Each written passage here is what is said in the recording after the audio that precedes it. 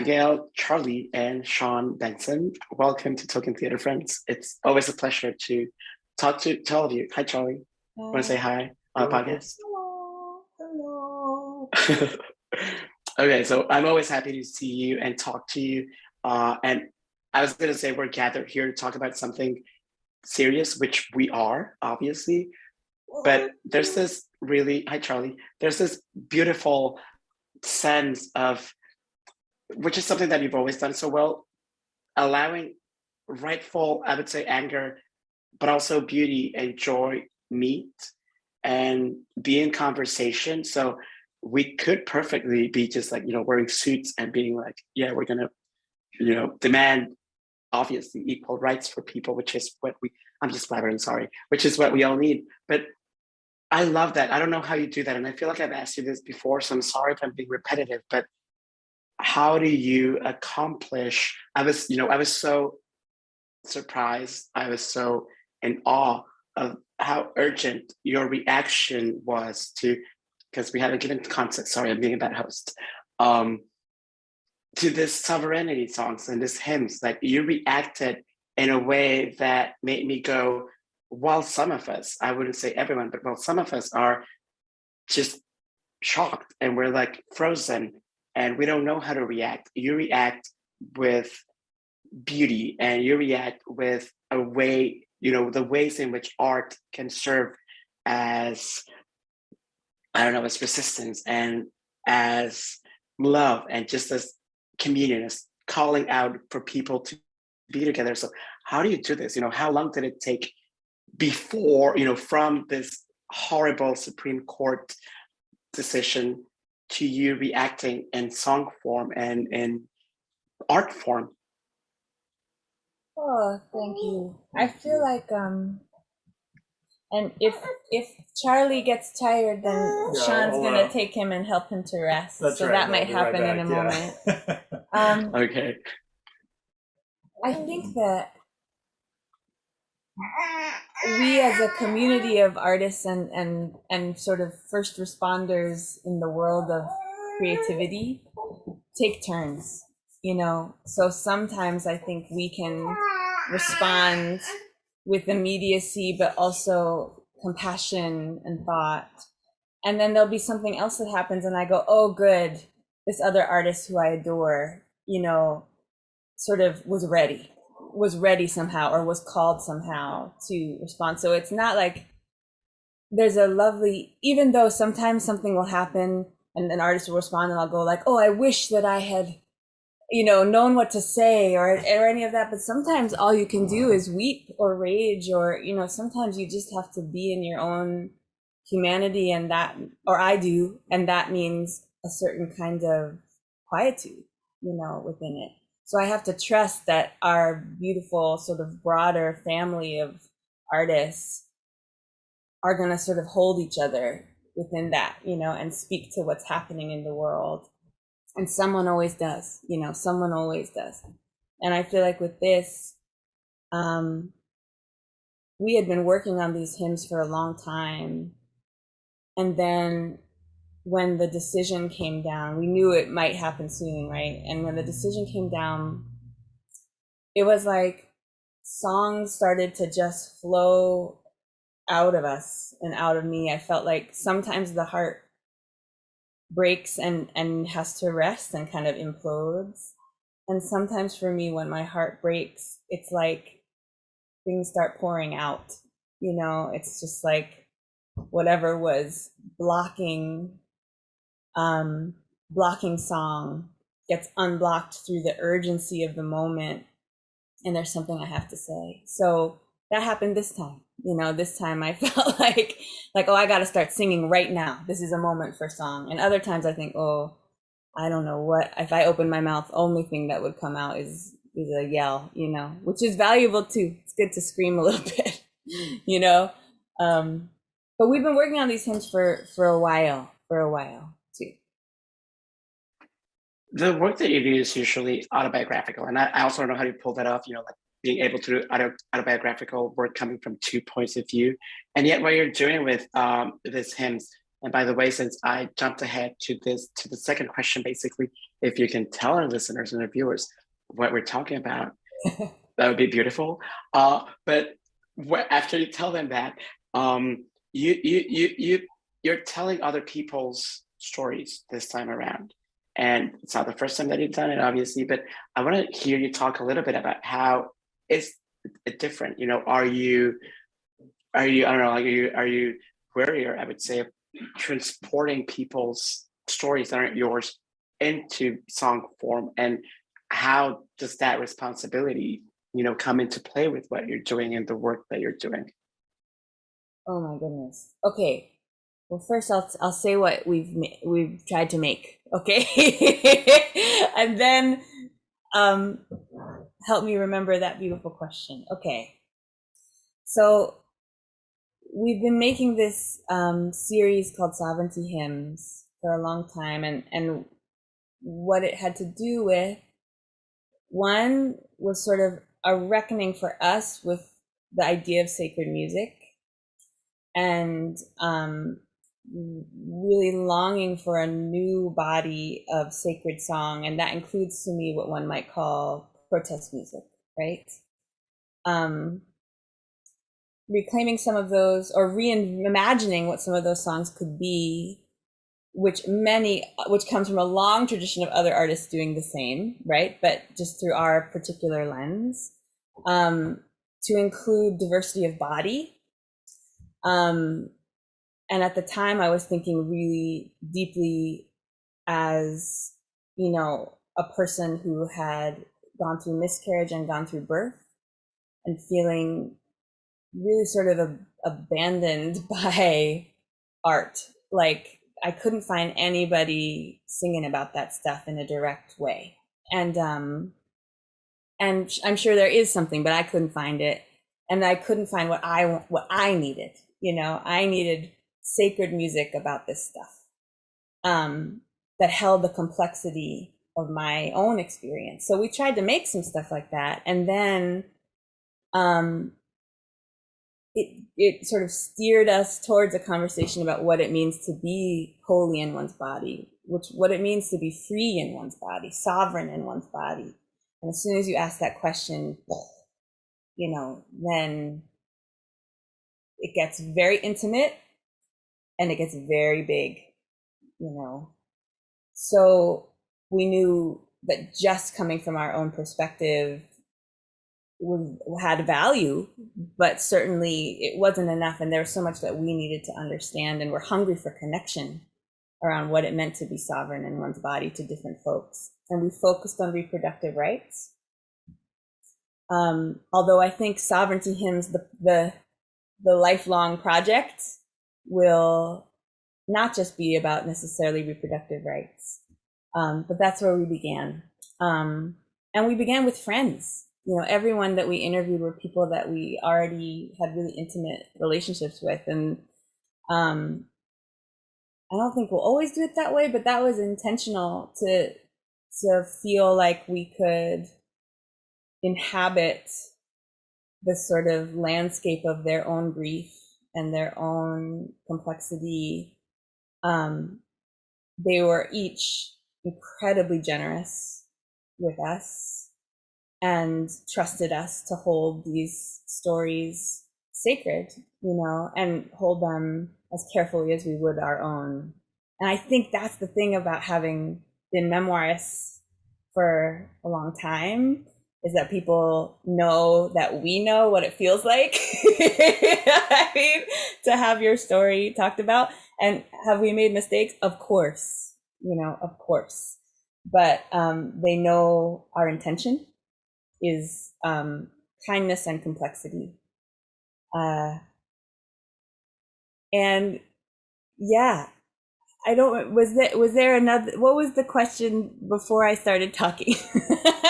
No, basically, you know, basically my question was like the Spider-Man thing, you know, with great power comes great responsibility. So was it easy to tune into, you know, let me try to phrase this in a pretty way. Was it different finding the melody and telling other people's stories than it is finding your melody and Shaun's? Because you know your beat, right? Like you beat. I love that. Yeah, in sync. Yeah. I mean, I think we're really playing with form here, right? We're really trying to dismantle something around what it means to write a musical as well, because we have thought deeply about what it means to write for a character. And the way that we've always approached writing for a character is to love them and imagine them real, right? And real to me means mad and full of their own deep intention, right? Um, so we took some of those ideas of how you write for character, you know, um, and then sort of let the sensual reality of talking to each of these people seep into our skin. So it took a long time, is one thing I'd say. Like, we would do an interview, we would do a pre-interview where we just shoot the shit, and kind of talk more broadly about it and get also a landscape of what are you comfortable sharing and what aren't you, and then we do this sort of official interview, with the Zoom, which is what you see clips of. And then it would take so long to sort of let it metabolize, for us, so that we weren't reacting, hopefully, but we were responding and just trying to trust that if we made a meal of their words and their gestures and their struggle, that whatever we created would in some way be a transformation of those things. And we hope our dream of dreams was that it would be a sort of gift to them, that in the same way that I longed for art that said, I hear you, I hear what you've been through, I see your humanity in a particular way, that we could offer these songs back to them and say, we think we understood, we think we heard you. Do you feel heard by this? And if so, will you sing it into the world? And they did. And that to me was a gift back to us, and I hope a gift to people who listen to it. Yeah, because it's a little bit I wouldn't let me try to think of the right word. The vulnerability that you show when you're singing the hymns on social media, like I've seen you on Instagram, I almost feel like I'm invading a private space. And it makes me think a lot about how everything that has to do with hymns and sacred spaces is usually thought of as completely, like being alone. So it kind of blew my mind that the sacred could be done in communion and in community. So uh, basically, I guess my very basic question is it hard for you to show yourself with such vulnerability? Because I was like, oh my God, am I supposed to be looking at this? Like, does Abigail know I'm looking at this? Because you sing with people and you bring in people and you're transported. And it does transport, the listener and the viewer. It's almost like, I wouldn't say the opposite of, like a TikTok duet, but the purpose, no, I wouldn't even say the purpose is different. The purpose is uniting and unity and bringing people together. But the vulnerability was just astounding to see how, you know, is that easy to pull off? Were there any like voices going, this is private, like leave it, keep it to yourself? Oh, oh man. I mean, my shrink would say one thing and I'd say another. You know what I mean? It is my nature. It is my nature to I feel like I make the most sense in this world when I am singing. That's when I feel truest and therefore bravest, because I feel like whatever people will experience it the way that they do, or but I know that it's true, so it may be pretty or ugly or upsetting or whatever it is, but I can offer something true through that, and I can't in many other forms and many other ways, but that's somewhere I can.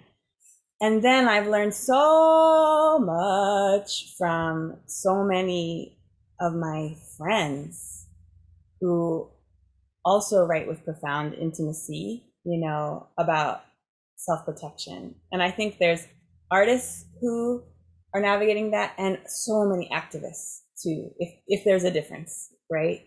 Like, so many activists are also sort of right on the edge of thought and opinion and putting themselves out there, and then are attacked again and again, often by people who agree with them, and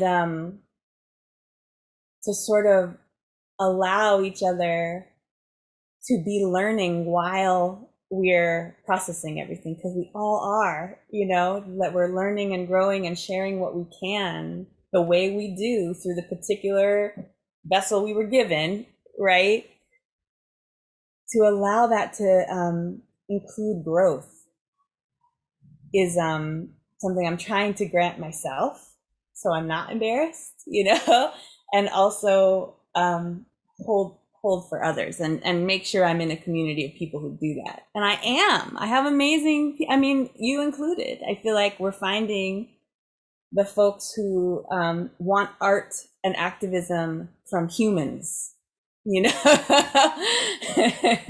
are going to look the way they look and sing the way they sing and think the way they think, and it'll be a little different the next day, You're singing beautifully, and I was going to ask you. I will ask you at some point. Like, I wanted to sing with you. Like, I have a terrible voice. Like, you're never out of tune, and you're always a great singer. But I was just like taken aback by how open you were, and that is something that you don't see very often with anyone. Like, even artists. Like, you don't see that kind of openness and rawness to the point where I was like, oh my god! Like, I feel like I stole your phone and I was looking at your videos, which was yeah. But I will, if you're comfortable. I wanted to sing along with you and try to put some light into the world, because like that's what you're doing. So if you don't mind, if you want to do that with me. Are you kidding? If I may do that with you is what I should be saying. Because I you made me want to sing. I was singing along, and I was, thank God, and thank everyone that no one has to hear me sing. Poor Abigail doesn't want to hear me singing this. But I also was like, when I talk to her, I want to sing along with you. Let's sing. Do you want to do it now? Let's do it. Yeah. Okay. Let me just have a sip more of my rosé. I'll drink my water. You drink your rosé. Cheers. I think the world changes when two people sing together. I really do. That's what I get from what you do. I think you can't simultaneously fight a terrible war and sing. Okay. Amen. Let's start with this. I'll sing something and I'll teach you how to sing it while we do it, okay? I'm gonna go. Okay. Who makes the future? And we're gonna say, we do, we do. Who makes the future? We do, we do. Look around, friends, I'm right here with you. Who make the future? We do. Come on, who makes the future? We do, we do. Do I start now? Yes, you start now, or whenever you feel like it. And Zoom's gonna make it weird, but we don't care. We don't care about weird. Okay. I was gonna say, you're the master here. Just give me like a cue or something when I should join you. The technology is such that because you're in Sweden, it's gonna be a little crazy delay. Okay. But there's no proper community chorus I've ever heard where there wasn't someone on a delay. Okay. So we're going to say it's part of the art. It's going to be a little chaotic, but we're still going to be together. Okay. I love it. So I'm going to do we do, right? Yes, you are, right? Okay. Who makes the future? We do. We do, we do. Who makes the future? We do, we do. Look around, honey, I am right here with you. Who makes the future? We do. We do, we do. Yeah! Thank you. I need more rosé after this. I'm so full of joy. Oh, Apologies to listeners that you have to be subjected to my voice, but you got Abigail. So thank you for that. It was really beautiful. Um, what you said about, hang on. We just gotta okay, pause. okay. Let's not apologize for our voices. Hmm. Okay? That's your voice given to you. It's beautiful. It's only yours. And to me, it's a sacred thing. So I know we mess around, we say, oh, I'm terrible, and I'm hideous and awful and all of that. But like, that's your one sacred voice, and I got to hear it today. So thank you for that. Thank you. Seriously. Cheers. Salud. Yeah, I should stop saying that. Thank you for reminding me about that, Abigail. What you said earlier about when people sing together, they change the world. I saw Megan Thee Stallion in Barcelona a little bit over a month ago. And as I was trying my best, to join in with all the, dancing and stuff, we stopped because she also made, this was before the Supreme Court did that thing and announced that really, inhuman decision. And Megan Thee Stallion made a stop in the middle of this massive party with like 500,000 people at Primavera Sound in Barcelona. And she said, I want to talk about how men need to stop telling women what to do. And then she made us all, raise middle finger to all the lawmakers in the United States and all over the world who think they can get away with that. And I felt that I was in the largest church that I've been in ever. There was twerking, which is not something that I thought I would see in what we are told a church looks like, but it did feel like church. So it really broke my heart when you said that you couldn't find art that spoke to what you needed to hear and what you wanted to hear, and art that comforted you. So I'm assuming that that's a part of why, the two of you make art. Like you're like, okay, there's a lack. Someone's gonna, make this happen. Like we gotta do something. But can you talk a little bit about how you find that solace when you can't find that in art? And I mean, you're artist, so you go to art because that's your thing. And to know that what we love doesn't always love us back in the way that we should be loved is really hard. So how do you cope with that, and how does that affect and come into play when you're putting out your beautiful work into the world? I was listening to Alexis Pauline Gumbs have a conversation with Prentice Hemphill the other day on Prentice's podcast. And Alexis just said, my creative practice and my spiritual practice are the same thing. And I went, oh, thank you. Like it was this incredible permission for me to be honest about that. But that is true for us in many, many ways.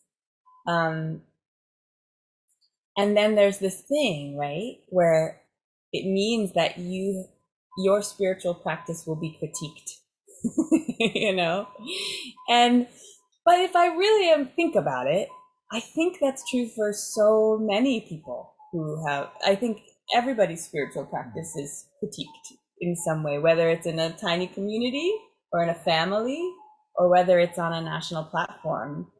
I think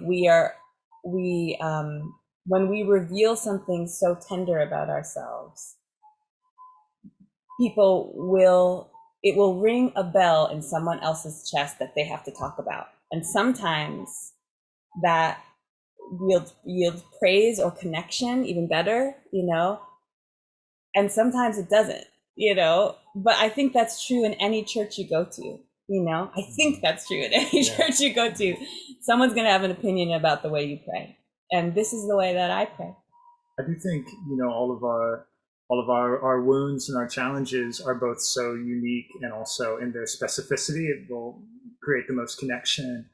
And I think it gets tricky when you're in a spiritual context. Because just a minute, Louis. I'll go talk to Louis. Our older boy. I think it gets tricky when you're in a spiritual community or when you're dealing with things of that nature, because it's so core to each person's identity and so core to their soul, that when there's a difference in view, it can feel like a difference in like humanity, you know what I mean, and like a difference in like who you are as people. But I think for us, it's just been so important to remember that actually like those moments are us in connection to something rather than trying to think of how I would explain it. I guess I mean that we can get into tricky territory when we assume that we know what is true about each other's spirits and souls. And we get especially into tricky spots, which is what comes into play in a lot of churches, when you mistake your own needs and your own preferences for like God's, you know. It's another like term we were just taught that like kind of blew my mind, called spiritual bypass, where like you say like it's not me that needs this, it's God that needs this. And it just like screws with people's heads and hearts so much, and has screwed with my head and heart. And so I think within this work about like what do you do with a newly empty womb, you know, whether it emptied because that little spark, that fetus, wasn't meant for this world, or whether it would be because it would wreck the world that it was coming into, and so therefore there needed to be a change. I think in America, that whole question is put into shame and secrecy. And so even though it's something that every family around you has dealt with,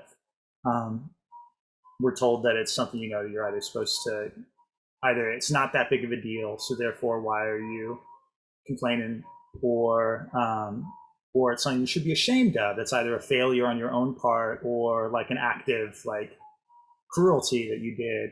And so it's this big facet, like half of every pregnancy ends in miscarriage, like even the pregnancies that folks are wanting to carry through. So just stepping into that world, into the world of recreation, is stepping into this world of life and death. And I think we in our country have a lot of desire to have death not be an actual thing. And so it was our hope with this that we wouldn't necessarily be providing any answers, but there would just be space to say like that we all know that this is something we all go through, and that we don't think that this should be a place for shame, and just that like light is the best disinfectant for all of that stuff. I have to say, sorry, go ahead. No, that was no, it. I was just saying, yeah. Yeah. No, yeah, I have to say, it's also so refreshing to hear a man talking about this, a male artist. Because usually when it comes to talking about, reproductive rights and anything that people, put under the women's right boxes, like it's so common to see male artists and male identifying artists just like, like disappear and like, nope, we'll leave the women to deal with that, when in fact it's men, it's us who are making this horrible decisions about women's bodies. So for you, Shaun, first of all, very well done. I'm very proud of you. And thank you. Were there any, any preconceptions, any ideas, any, what have you discovered about yourself being involved in creating art that's not, for women, but it's for people, for humanity, when so often your peers just leave those kinds of conversations?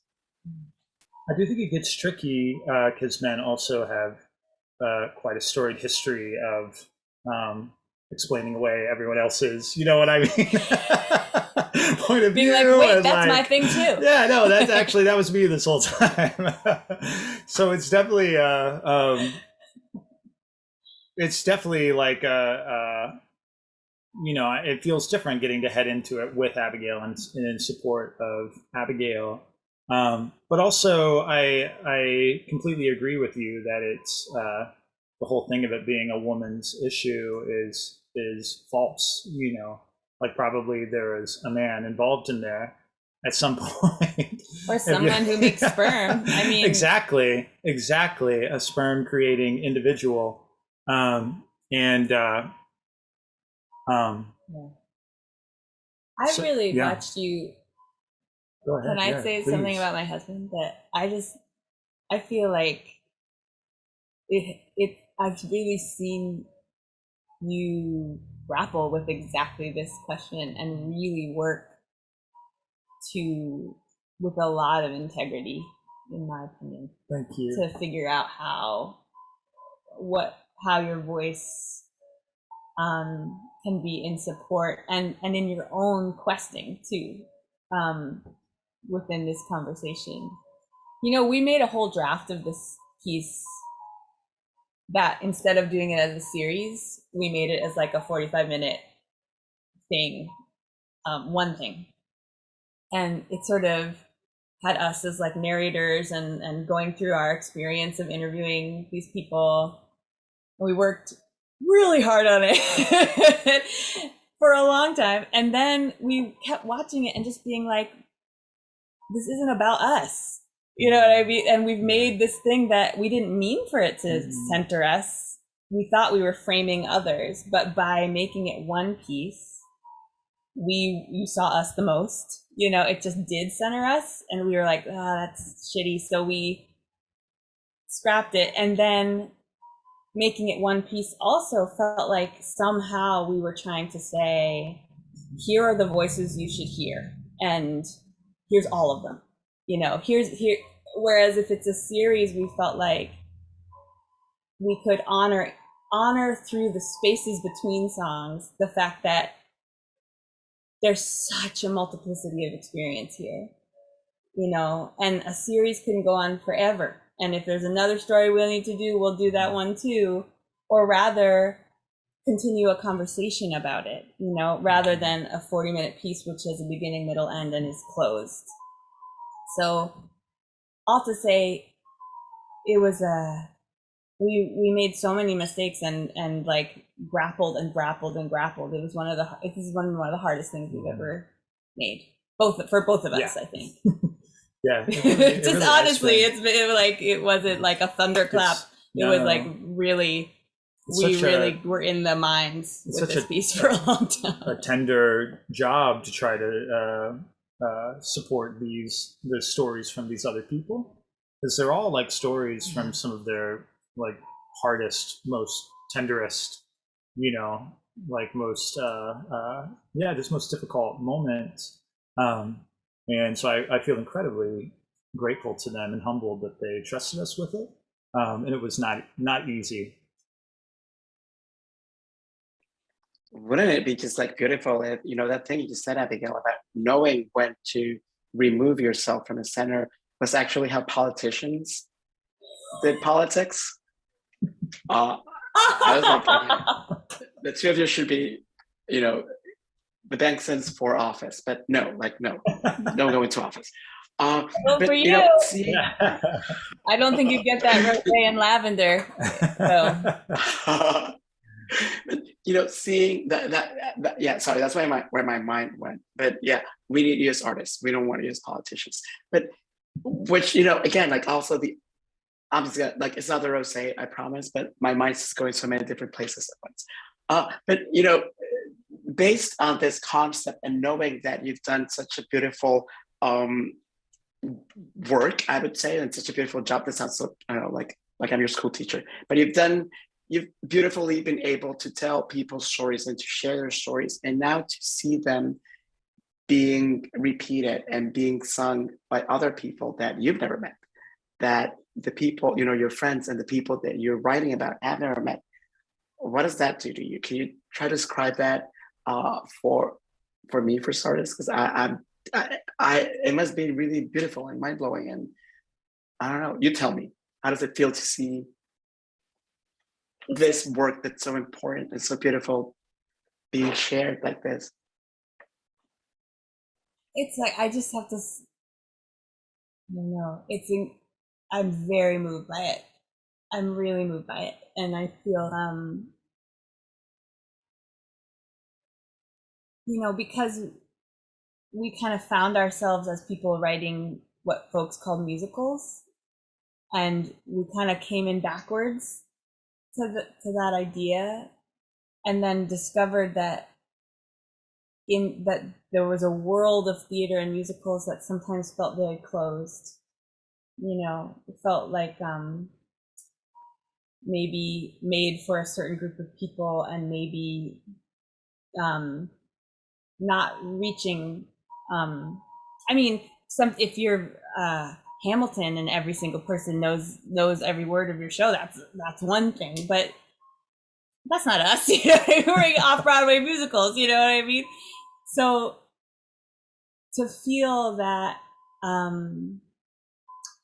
we're finding a way to make songs that can move outside of buildings, that can be on the street, or can be in homes, or can be in people's hearts in that way. They did that. We didn't do that, and so it feels like an incredible gift. And it's also, our incredible friend, Adrienne Marie Brown, has done a lot to put our music into the world in a different way, because she recorded herself singing a couple of our hymns over the last year, and I think people were so moved by her interpretation of them. I think a lot of people think she wrote them, which I have to say makes me very proud. If someone could mistake our writing for Adrienne's, I'd be like, oh, we're doing it right, So I just want to lift her up, because I think she really also moved people through her interpretation of these pieces, and moved me too. She makes them something new again. I think it's kind of this extraordinary, complicated thing about social media too. That I feel like on one hand, I think like social media is responsible for a lot of the the misinformation and the general crappiness that let the Supreme Court do what it did. But it also it's a human thing, so it's also this vessel for connection, and so it's this very complicated thing for me of both hating it and feeling so grateful for it. Yeah. So Abigail, I don't know how you do this, but you always jump ahead to what I want to ask at some point. So, and it's like you're reading my mind. Like I felt when I was watching your videos, I'm like, you're also reading my notes. In the spirit of this generosity that surrounds everything that you do, Abigail jumped ahead to that, and you mentioning, the work of your friend that you love so much, and people thinking that it was, that your work was her work. So, who are some of the artists that you want to shout out, and some of the artists that you want people to, sing their music as hymns? I love this question. I mean, none of these people need us. They are fully on their destiny trajectory without us mentioning them. But okay, Malkia Devich Cyril, everything that comes out of that person's mouth, look them up, is she's in an active reckoning with activism and grief. How to make space for grief in the world of activism. And she has changed my life through our friendship and through her work. So Malkia Devich Cyril. Yes. Adrienne Marie Brown, changing my life in our texts and in her books and in everything that she makes. I mean, she's just innovating what the future could be by imagining pleasure in the future, by imagining a new way that we could be with one another with discernment, but without cruel judgment. It's really delicious.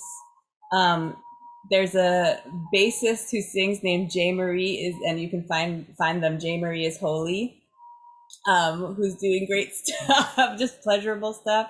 Our friend Kate Kilbane makes beautiful art. Yeah, in the theater world, Cesar Alvarez and Heather Christian, I think, are both doing really extraordinary They work. like whenever we see their stuff, we're like, damn it. You know what I mean? It's that feeling of of like both like, oh, we're not alone in the world, and also like, Cesar. Yeah, I was trying to write a song about how chocolate could save your life or whatever. You know what I mean? And Heather, it's just like amazing piece of, and Dave and Aeneas, and you know, there's this crew of folks. Yeah. We could really like talk all day about the artists that we love. Abigail and Shaun, it's always a pleasure talking to you. Can you tell people where to find these hymns? How can they, should we record them and put them on social media? Should we just tell people, hey, we need to sing this together? How do we become involved with this beautiful project? And also, not to be like your agent or your manager or anything, but when can we expect more? Hey, well, you can. You can find it on our Instagram and Facebook and Twitter. We're at the Bengsons, Bengsons, and they're all collected on. This was commissioned by La Jolla Playhouse, so you can find it on their website, which is I think it's just La Jolla Playhouse.org/sovereignty hymns. That's right. Is where you can find the major pieces and some writing about them. And we've got the next couple of hymns are on this laptop right now, and I think they're going to be released within the week. Yeah, a week or two. And then one or two more in this series, and then it's our dream that then we'll turn it all into a live cantata at the choir for the stage. That's the dream of dreams. I'll just put it in the world right now. Is that what we want is to have a Sovereignty Hymns chorus, and we make a cantata, a sort of sacred evening of all these voices. Yeah, okay. I'm gonna ask for that. I'm gonna drink to that. I'm gonna pray for that. So we have permission to sing them and record ourselves and share them with you when we want to, right? That would be what these songs are supposed to do. That would be fruition, is if you record yourself singing those songs, however you sing, whatever kind of voice you have, if you record yourself singing those songs and post it, or send it to your mama or whatever, you don't have to post it on social media, but send it to us. We would love to hear it. And I would recommend trying to duet them. I may even try it myself tonight at some point. Duet them on TikTok, which I still haven't mastered TikTok. But I think this would be great. Yeah, we should try it, Abigail and Shaun. Yeah, maybe like if you start it and if you do a TikTok, start duet the thing.